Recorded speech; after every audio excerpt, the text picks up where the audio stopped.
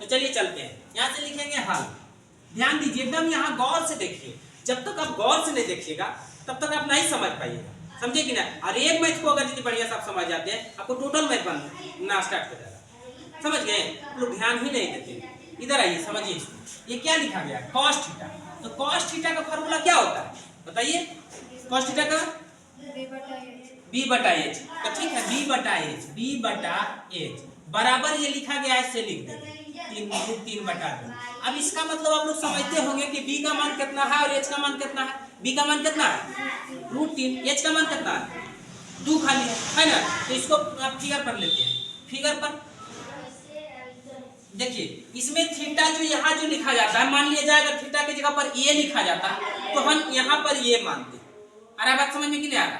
अगर यदि यहाँ पर थीटा लिखा गया है तो भी हम यहाँ पर क्या मान कोटेना, तो ये h हो जाएगा। और ये क्या हो जाएगा? जो भुजा बचा तो आधार ही रहेगा ना, जो भुजा बचा वो क्या रहेगा? आधार रहेगा, यानी b हो जाएगा। तो चलिए, इसमें दिया गया हम लोग को दिया गया है b और h दिया गया है, तो b बराबर √3 है, ये h बराबर कितना है 2 है। तो हमको लोग की ज्ञात करना क्या रह गया?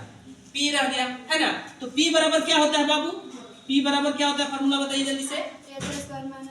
हाँ, रूट अंडर के साथ बोलना है, root under h² minus b², h² minus b² होता है। चलिए, अब h का मान कितना है 2 है, तो 2 का स्क्वायर लिखेंगे, माइनस b का मान कितना है √3 है, एक स्क्वायर है तो एक स्क्वायर कर देंगे, ये स्क्वायर से क्या हो जाएगा?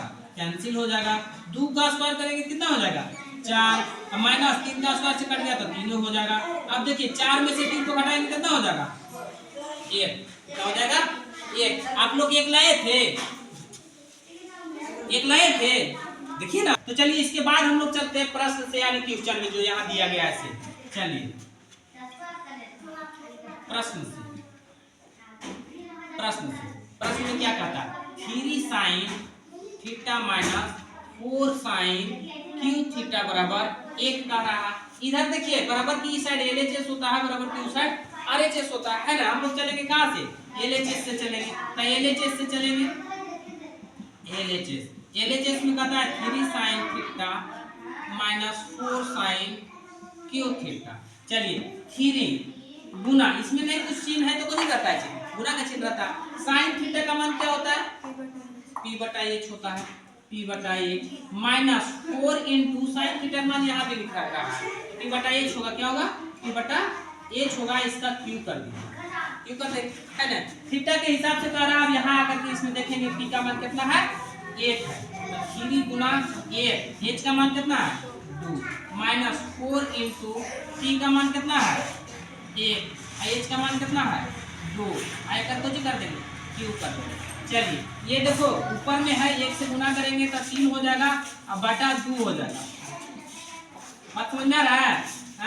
अब माइनस ये देखिए 4 ही रहेगा, 1 के 3 बार लिख करके गुना करेंगे तो 1 गुना 1 बटा 2 गुना 2 गुना। ये जो 3 है, ये ऊपर वाला का भी q है और नीचे वाला का भी q है, तो दोनों 3 बार लिखाएगा। यहाँ तक किसी को दिक्कत नहीं है ना। 3 बटा 2 माइनस 4 अब गुना, ये 1 हो जाएगा, नीचे 2 दूनी 4 4 दूनी 8 हो जाएगा। यहाँ तक किसी को दिक्कत है? कहीं पर भी नहीं दिक्कत है। देखिए, 4 से कई मारा 3 कट जाएगा, 2 मारा 3 कट जाएगा, इधर हो जाएगा 3 बटा 2 माइनस 1 बटा 2 हो जाएगा। यहाँ तक दिक्कत नहीं है। अब इसके बाद भिन्न के घटाव निकाल देंगे, कैसे निकलता है चलिए आगे बढ़ते हैं। ये दोनों का एलसीएम ले लेंगे। जब दोनों पर समान मान रहता है, जैसे 2 एक ऊपर है 2 एक ऊपर है, तो 2 नीचे होता है ना, ये तो पता है आप लोग को। तो 2 हो जाएगा। अब 2 से भागा 2 में देंगे तो 1 आएगा, 1 से 3 में गुना करेंगे तो 3 हो जाएगा, और माइनस वही बतिया जाए 1 हो जाएगा। 3 में से 1 जाएगा तो क्या बचेगा बाबू? कितना बचेगा? 2, और नीचे कितना है 2, इससे इसको काटेंगे तो कितना हो जाएगा? 1 बटा 3 में भाग लग जाएगा, है ना। भाग लग जाएगा तो 1 आ जाएगा। कितना आ जाएगा? 1 आ जाएगा। देखिए, RHS 1 लिख रहा था, क्या RHS 1 है प्रूफ 1 दे रहा था ना। इसका आंसर तो यही है, इतना बराबर इतना कर रहा है आंसर।